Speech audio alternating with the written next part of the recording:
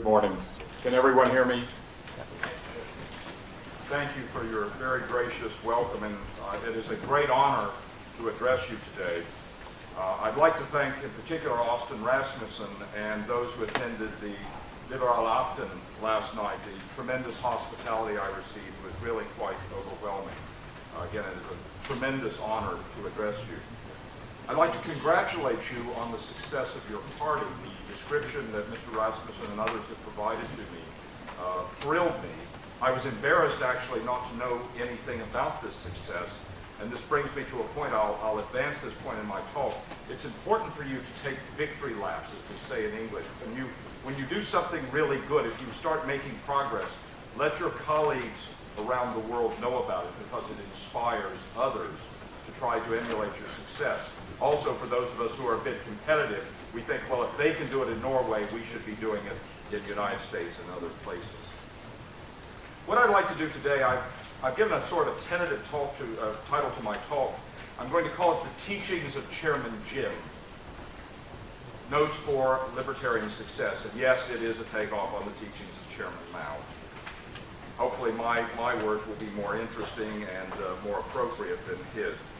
What I'd like to do is to offer some observations that have come up in my 33 years or so within the liberty movement, and to offer some suggestions to what might be helpful to you as you try to proceed toward a society of liberty and responsibility in Norway.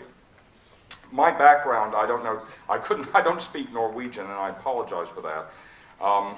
My background is, I think, gives me a useful, perhaps even a unique perspective on the liberty movement. I'm an academic, as we like to say in English. I didn't want to have to work for a living, so I became a university professor. And so I like to think that I have at least some knowledge of what's going on the intellectual side of the battle for liberty. I've also been involved in organizing libertarian campus groups. The group that I founded at the University of Virginia next year will be celebrating our 30th year of continuous activity. I've been involved in building libertarian organizations not only in the United States but in other parts of the world. So I like to think I know a little something about what's going on among the youth who might be interested in the ideas of liberty. I've been involved in the international movement for a while. As noted, I am the Libertarian National Committee's representative of the International Alliance of Libertarian Parties. I also serve as the secretary for the International Society for Individual Liberty. So I do try to get out a bit and see what's going on in the battle for liberty around the world. So I think that my background may give me a useful perspective on what's going on, and my suggestions may indeed be helpful to you. I'll start off by two important suggestions. During the Liberalistene last night, I perhaps bored people to tears by emphasizing these points, but I don't know that they can be emphasized too strongly. We of libertarian disposition must set the highest standards of intellectual integrity.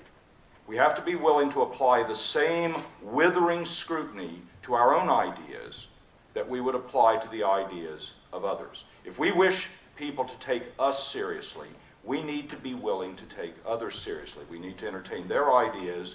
We need to apply the same scrutiny to our own ideas that we would bring to bear on theirs. We have to set the highest standards of integrity. Intellectual sloppiness is no more appealing when it comes from our friends than when it comes from our opponents. And I think that if we set that highest standard of intellectual integrity, first of all, we'll never have to apologize for our actions. And I think we can actually raise the level of intellectual discourse. And I happen to believe that in a fair fight, liberty will be the preferential option. If we actually have the opportunity to have a proper discussion of the ideas of liberty and responsibility versus other institutional arrangements, we're going to win. The second point, remarkably simple, but sometimes not observed: treat people with courtesy and respect. I found in my travels around the world that most people are pretty nice. They're not angelic, they're not heroic, but they're pretty decent. If you treat people the right way, they will usually listen to you. And that's all we can really hope for, because sometimes reasonable people might come to a different perspective on the ideas of what's the proper relationship between the individual and society. We can't expect people to agree with us at all times, but if we treat people with courtesy and respect, I think they'll at least listen to us. And if nothing else, we can dispel some very bad stereotypes about what libertarians believe. Some other points as we move forward. There are many battlegrounds upon which the battle for liberty takes place. Many of us who are involved in politics perhaps focus more upon the political battlefield, but I think the political battlefield in many ways is a less important battlefield, that we'll see success on the political battlefield long after we've seen success on the other battlefields, in particular, the intellectual battlefield. If I may observe, I think that we have made enormous progress on the intellectual battlefield. If you go back to 1947 and the foundation of the Pèlerin Society in Switzerland, liberalism, real robust liberalism, libertarianism, was frankly in a bad state at that time. We were, of course, emerging from the aftermath of the Second World War. You had socialist governments and everything except name in both the United States and the United Kingdom. You had expansionist Soviet communism. You had the start of basically the enslavement of 1 billion people in China. The intellectual orthodoxy was not Marxism, although Marxism was quite strong. It was welfare state liberalism. In other words, not necessarily state ownership of the means of production. There was nominal private property ownership, but it really wasn't yours. As we say in English, you don't own, you rent. You were paying tremendous taxes, tremendous regulatory regime. If you come forward to now, the explosion of interest in ideas of classical liberalism, libertarianism, I think is nothing short of breathtaking. The people on the other side of the intellectual fence are running scared because they see that the bright, talented young people, the creme de la creme of bright young intellectuals, increasingly are of libertarian disposition. And if I may be so bold as to offer a comment, in English we have libertarian is both a noun and an adjective. We are probably self-described libertarians. We embrace the libertarian perspective. But there are many people who are libertarian adjective. In other words, they do not identify themselves as libertarians, but their basic thinking, the basic mode of analysis that they bring to problems is of a libertarian nature. And more, I think people are starting to bring our basic approach when they analyze the problems. Now, they may not come to the same conclusions that we reach, but at least to a greater extent, they're starting to analyze the problems from our perspective. And I see that as a great step forward. Again, I think on the battlefield of ideas, we're making tremendous progress, and frankly, I think we'll continue to make tremendous progress because many of these extraordinarily talented young people are able to explain and promote the ideas in ways that people can understand and embrace. But I think party politics is a lagging indicator, and we will see success in that area after we've seen success on these other battlefields. What are some of the problems that we face? Well, in terms of my experiences, one of the first ones is libertarians don't like politics. In my country, the biggest short-term task of the Libertarian Party of the United States is to get libertarians to join the Libertarian Party. Because the vast majority of people of libertarian disposition, they don't look to politics as a way of solving the problems of the human condition. We don't look to politics as a way of making life better for people. We look to civil society, voluntary private efforts to help our friends and neighbors. The vast majority of people of libertarian disposition do not get involved in politics to make money, to enrich themselves, to advance their career. They do it out of a best sense of civic virtue. They feel, all right, if we are going to have a government, and that's an if as far as I'm concerned, if we're going to have a government, then maybe if I can help move my community forward, I step up, I take my turn helping out, and then I step back into being part of the community. The vast majority of libertarians don't like politics. I was the chairman of the Libertarian Party of the United States. That's because they couldn't find anyone good, and they just sort of said, well, this guy, he can't outrun the impressment gang, we'll make him the party chair. I hate politics. I'd much rather be discussing with you good Norwegian beer, of which I had several last night, I'd much rather be discussing with you music or football. You call it football, we call it soccer. Increasingly now in the United States, we're calling it football too. Or basketball, or cooking, or art, or the things that give life meaning and beauty. That's what I'd like to be able to talk to you about, my friends. But I'm involved in politics because I can't ask you to be defending my liberty if I'm not willing to join you. I'm hopelessly bourgeois. I'm a creature of duty. I can't ask other people to defend my liberty if I'm not willing to do it. But I'm not involved in politics because I like politics or because it enriches me. Because of the problems I ran into at the University of Virginia, because of my chairmanship of the Libertarian Party, I've estimated that it's cost me somewhere between $600,000 and $700,000 in lost salary or job opportunities. So, well, that, by the way, I consider myself lucky. Many people who work for liberty end up getting shot. And so far, I have not been shot. I say, so far. We never know.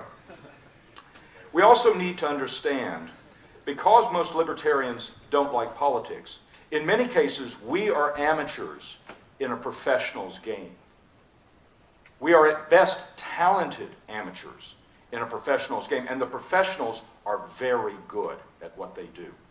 In the United States, the vast majority of us who are involved actively in the Libertarian Party, we do it as a part-time endeavor. Now, sometimes we find it actually becomes more full-time than we would like, but it's largely a part-time endeavor. The professionals at politics are very good. And we're playing in a pro's game. It's like a group of us going up and taking a football and playing against Brazil or Argentina. We'd be subject to slaughter in those matches. I think actually our chances are better in politics, but that's only because I think we happen to be right, a point I'll come back to in a moment. Because we're amateurs in politics, we have to ask ourselves the question, are we willing to do politics right? Are we willing to win? In basketball, one of the great coaches in my country is a fellow named Bobby Knight. He coached the United States men's Olympic basketball team to the gold medal in 1984. He coached several college teams to championships. Someone once asked Bobby Knight about the will to win. Do you have the will to win? And he said, hell, everybody's got the will to win. Do you have the will to prepare? Do you have the will to work hard to become an effective advocate for liberty? Do you have the will to do the hard work to win in politics? Do you have the will to prepare? You have to ask yourself that question. We need to understand that our ideas, for many people, are completely counterintuitive. Sometimes we don't realize just how hard it is for our friends and neighbors to understand what we're talking about. In my country, I don't use drugs that are illegal. Not because they're illegal, it's just not my taste. My drug use is confined largely to beer. I like to drink my beer in a 5-gallon drum. My drug of choice was illegal in the United States not all that long ago. When I first encountered the libertarian perspective, I had real questions. If we ended drug prohibition in the United States, if we ended the war on drugs, would we have a bad society? Would we have drug-crazed fiends running around? After a fashion, I realized that if you want to deal with the problems of drug abuse, you have to end the drug prohibition. It took me a while to think these things through. It took me a while to find the evidence. And I happen to be data-driven. Ultimately, you look at the data. Now, I have moral perspective. It's just not the government's business to intervene in these matters. But you also, regardless of your moral perspective, you need to look at the data. And it took me a while to think these things through. Now, I like to flatter myself with the conceit that I'm a reasonably bright boy, despite the evidence to the contrary. There are times where I try to explain the ideas concerning drug prohibition, or the idea, for example, that a minimum wage law may hurt the very people it's putatively intended to help because it prices their labor out of the market. Or that having a Food and Drug Administration, as we have in the United States, that Food and Drug Administration, which has police powers over what you put in your body for your health, your safety, or your comfort, that might kill more people than it saves, because the FDA regulation may keep valuable substances off the market. We understand this very easily, in some cases because we've thought about it. Many of our friends and neighbors, this might seem utterly fantastic, not because they're stupid, not because they're evil, but because, for whatever reason, they haven't thought about it. And we have to find ways to share our ideas with people so that they will first encounter them, contemplate them, and ultimately embrace them. There's also a major problem that we've understood for roughly 250 years, that the vast majority of government benefits that are doled out by governments, the benefits are concentrated, and the beneficiaries are visible. They have incentives to organize to receive those benefits, whereas the costs, which may be vastly greater in aggregate, are diffused. And in many cases, the victims are hidden. Someone who was not able to get, say, a heart medication because the FDA kept it off the market, or some mother who lost her son to gang warfare in Chicago because of the evils of the war on drugs, which gave people an incentive to engage in criminal activity. She may never know her son was a victim of the drug war. That person who couldn't get the heart medication, his family or her family may never know that that person died because government had the power to keep people from engaging in free and voluntary activities. We have concentrated benefits where the beneficiaries have incentives to take action to bring forth those benefits, versus diffuse costs where it may not even be worth your time in terms of a pure dollar calculation or krona calculation to find out about the issue, much less to take the action. We have to understand, we're playing in a rigged game. And at least in the United States, I don't know so much about Norway, in the United States, our opponents get to be the referee as well as participants in the game. They change the rules. And let me give you a tip. They don't play fair. They cheat, not infrequently. As we look forward, let me note that I tend to be very optimistic about the future for liberty. Why? Well, one, I'm just a naturally optimistic person.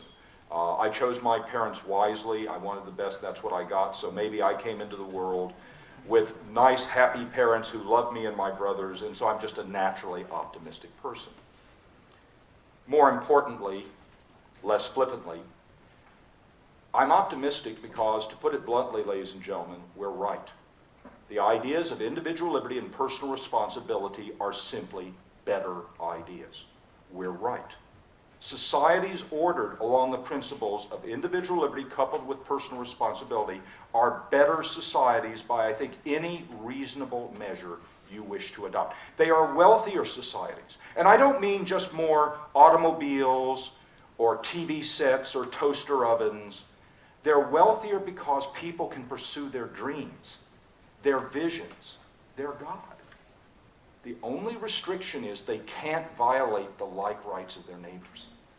Ladies and gentlemen, that's a beautiful vision. We of libertarian disposition are extending love to our neighbors, because we may disagree with how they choose to live their lives. We may not like anything about them, but we're not going to use the big stick of the state to hurt them as long as they don't violate the like rights of their neighbors. That's a beautiful vision. It's a compelling vision, and I think ultimately it's a winning vision.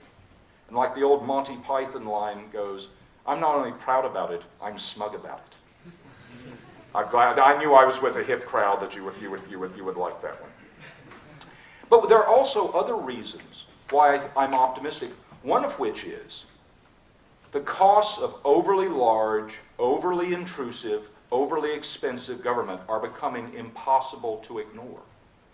It's just too damn expensive. People are finally starting to realize that big government is hideously costly. And those costs are becoming impossible, at least in some aggregate sense, to ignore. By the way, this does not contradict what I said earlier when I talk about individual government programs and the hidden or at least diffuse costs. The aggregate cost of government is becoming increasingly difficult to ignore, particularly, by the way, at least in my country, when it comes to the war issue, the fact that the United States has this unfortunate habit of sticking its nose in all manner of battles where there's no clear reason for us to be involved. Also, at least in my country, I don't know whether this is true in Norway, but at least in my country, government is becoming increasingly petty. I don't know if that word translates readily into Norwegian. Government increasingly sticks its nose into the most private aspects of our lives. You may have heard in New York City, a former mayor decided that people should not be able to buy soft drinks in containers of 32 ounces or larger.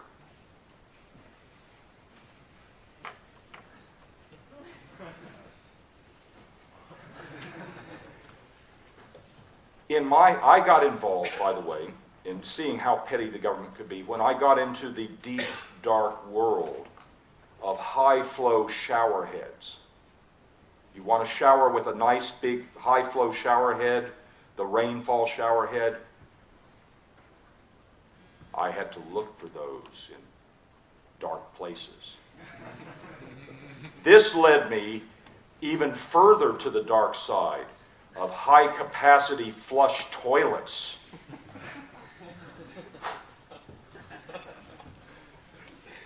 I don't know if they're going to let me back into the United States. I'm an enemy of the state.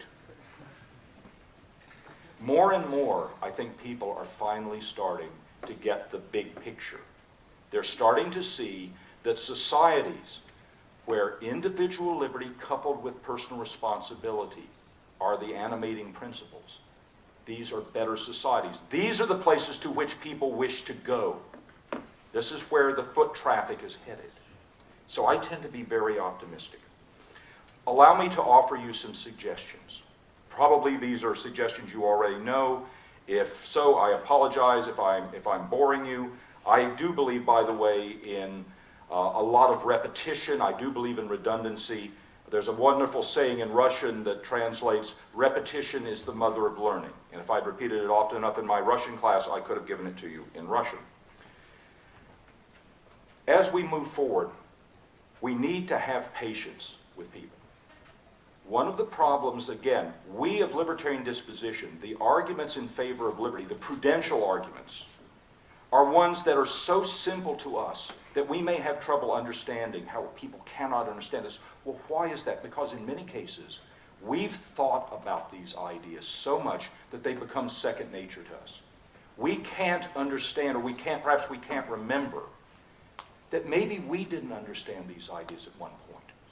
And I sometimes, when I talk to students at the University of Virginia, when I come up across some snotty little person who thinks, oh, you libertarians, you don't care about the poor, you don't care about the environment, you're just evil, greedy bastards.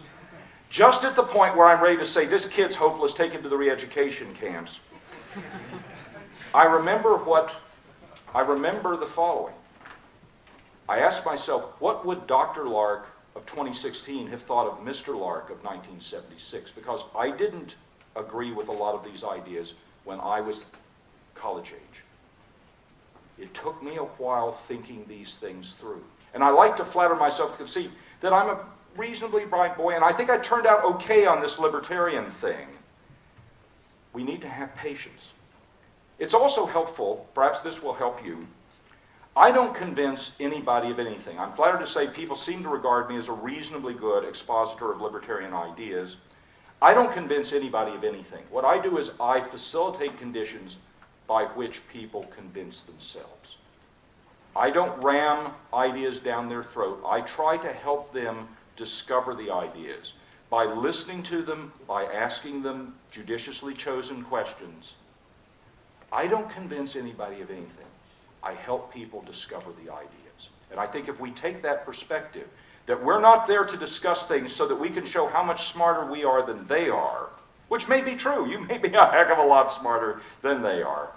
But it's not necessarily the case that you have to demonstrate it. Help people to understand these ideas. Lead them gently. And I think at the very least, even if you don't convince them, you may do something that is extremely important, and that is you clear away misconceptions. How many of you have encountered people who think, oh, those libertarians, they don't care about the poor. Oh, those libertarians, they want us to breathe dirty air. Oh, those libertarians, they don't care about this or that. And you know darn well we do care. We do care about our friends and neighbors. In fact, we care sufficiently much that we look at the data that shows government tends to do a really crummy job. We care enough to look at the data. We need to clear away people's misconceptions. And if you do that, if all you do by virtue of being a good person, a person of integrity, and a person of courtesy and respect, if all you do is help people understand where the misconceptions are, look how far you have moved the ball down the field, as we like to say. Look how much progress you've made. Because in so many cases in politics, people do not become involved because they love you. It's because they hate you. If you get people to understand those libertarians, well, I don't agree with them on some important issues, okay, but they're pretty good people. And the world's not going to go to hell if people such as they are elected. Look how much progress you've made. You don't have to get people to come whole hog over to the full libertarian perspective. That's nice. It's something we should try to do. But don't be disappointed if you don't get them all the way. If all you do is help them understand what we're really saying, if nothing else, we will get to a point where now if we have arguments, disagreements, it's over substantive matters. We're not debating bad caricatures. Think through carefully what you're doing. Many libertarians want to just go out and push for liberty. Well, it's helpful if you think through what are your goals, what are you trying to accomplish, what's your mission. Do some proper strategic thinking. It just makes life a lot easier. Have proper goals, think these things through. By the way, I'm a professor of systems engineering, so this is my meat and potatoes, so that's what I always like to emphasize. Always keep your eyes on the prize. Always focus on what are we trying to achieve. We're trying to achieve a society of liberty and responsibility. Or at least that's what I'm trying to achieve. I'm not trying to show people that I'm smarter than they are. I'm not trying to take those people with whom I disagree and humiliate them. I'm trying ultimately to move the ball down the field to a better society. Keep your eyes on the prize. Understand that when we look forward, many people are going to have some trouble coming along with us. Don't give up on them, though. There are ways in which we can help them slowly but surely move in the right direction. So again, always try to be nice to people. Leave them with a good impression of you. Also, don't let your behavior become the topic of conversation. If we were to have a conversation about Barack Obama, someone for whom I do not have much regard, I always refer to him as President Obama, not you miserable slimeball, because I don't want my behavior to change the subject. If I want to focus upon President Obama's bad behavior or President Bush's bad behavior or any politician's bad behavior, I want to keep the attention on the issue I want to discuss. I don't want my behavior to become the topic of conversation. 2 more points. Always thank people who are helping you.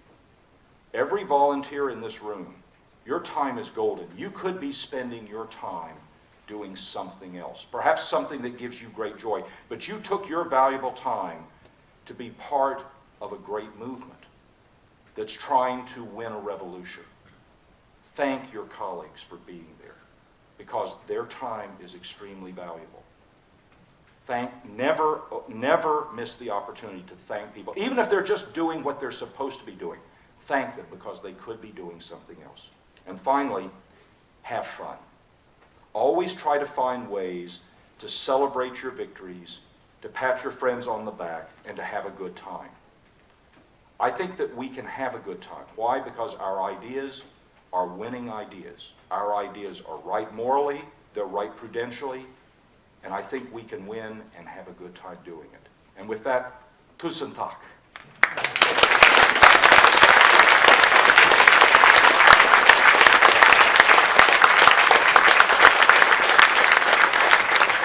I should note that when I gave a lecture in Paris to the European Students for Liberty, I was warned that if I tried to say anything more sophisticated in French other than merci, bonjour, they would put me in a sack and take me out to the ocean and dump me. Here in Norway, they greeted me much more graciously. They seem to have less offense at my very bad Norwegian. So, do we have some time for questions? Yes, we can do. You tell me when. Let's take 2 or 3 questions, but very short. That's right. You pull me off the stage when it's time for me to go. Are there any questions?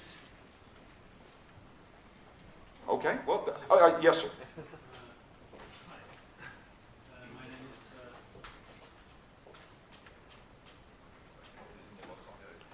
I'll try to speak loud. As you can see, I'm much too old to be a member of the youth party here. You're never too old to be a member of the youth party. Anyways, I'm a part-time journalist covering mostly economic issues for a newspaper in Norway.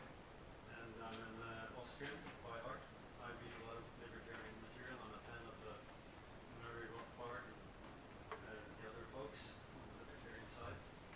And I was just wondering, and quoting a quote from Eisenhower, who once said that if all that Americans want is liberty, no security, they can all go to prison. They will have a roof over their heads, they'll have 3 meals a day, and they'll be safe. If you look at the world today, most of the political movements tend to favor that kind of society. And you at the same time say that you see that there are wind in the sails of the libertarian movement. Now, how do you propose that the libertarian movement sort of talk politely to these people who are trying to essentially control us through the welfare state? Did everyone hear the gentleman's asked an excellent question. Did everyone hear the gentleman's question? He pointed out that President Eisenhower said to the American people that if they want security, they can go to prison and they'll have 3 meals a day, they'll have a roof over their head, they'll have a nice regimented, they don't have to worry about a lot of things. His point was that given that there are many people in the world and many parties that will cater to them that seem to place a value of security over the vagaries, the vicissitudes of liberty, how can we reach out to them? The short answer is, I don't know completely. The longer, more nuanced answer is, I don't know completely, but I have some ideas. I think the best way is to point out that first of all, the state can't guarantee security. One of the problems that we have is that many of our friends who prize security don't seem to understand that many of the criticisms of a free society also apply to the big state. And one of the things we have to do is we have to help people make valid comparisons. Let me step back a little bit. I have the honor of being a university professor at what is considered a reasonably good school. I don't believe it's appropriate for me to proselytize for my political views in classroom. I don't try to pound my ideas into my students' head. I also don't bore my faculty colleagues with my talk. However, I like to think I do a pretty good job of helping to move the liberty movement forward, not by telling people, particularly my students, what to think, but by helping them to be able to think. Many of the problems that the politicians who sell security above liberty, what they're able to do, their stock in trade, they're able to get people to put blinders on because they identify the problem and they identify the solution.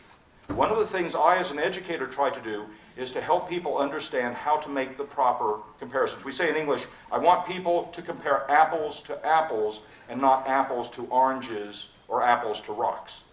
If we can help our friends and neighbors so that they understand what the right comparisons are to make, we'll go a long way toward the society of liberty and responsibility, because I think the preferential option will be liberty.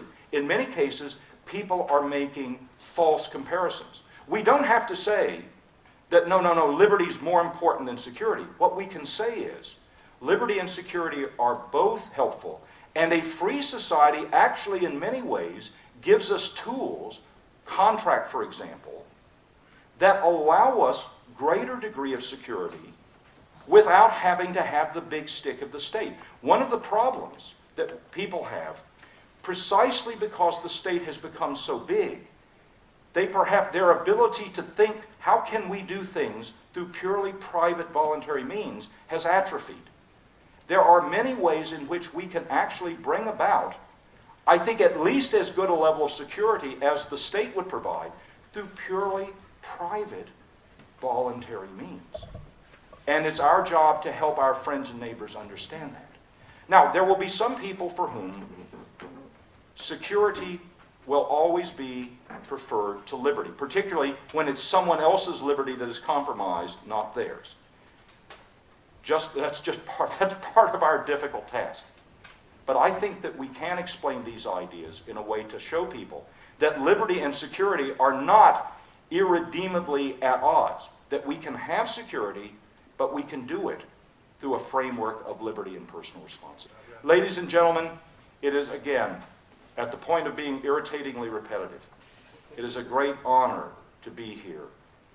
I'm always impressed when I have the opportunity to speak to people in libertarian groups. I realize that I'm in the presence of heroes.